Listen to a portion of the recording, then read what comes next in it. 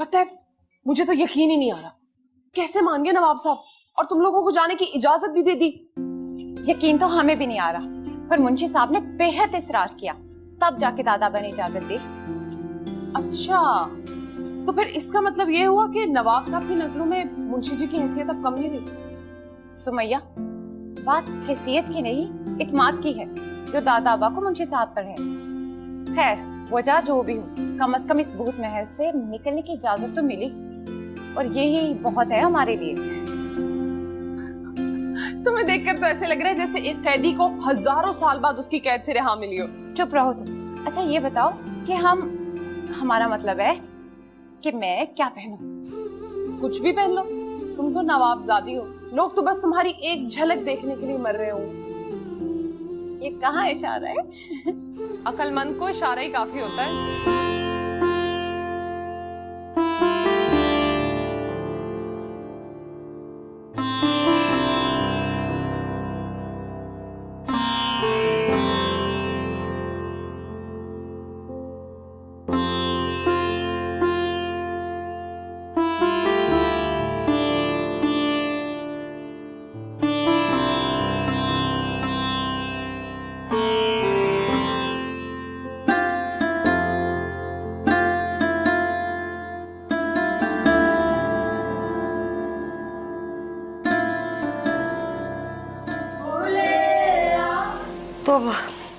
तौबा, इतनी बारिश हो रही है और मुसलसल हुए जा रही है, हम घर कैसे जाएंगे?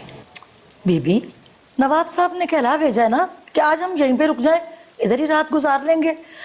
इतना शानदार घर है, साफ सुथरा। आप दोनों बीबियां इधर सो जाना, मेरा क्या है, मैं इधर नीचे इधर ही लेट जाऊंगी।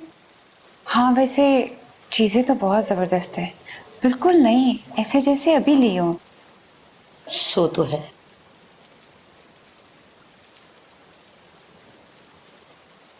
फुप्पो, फुप्पो, आप बैठे बैठे सो गई हैं?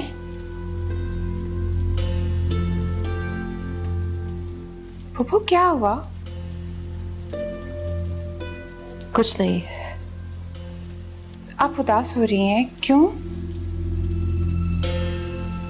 नहीं नहीं, हम उदास नहीं हैं।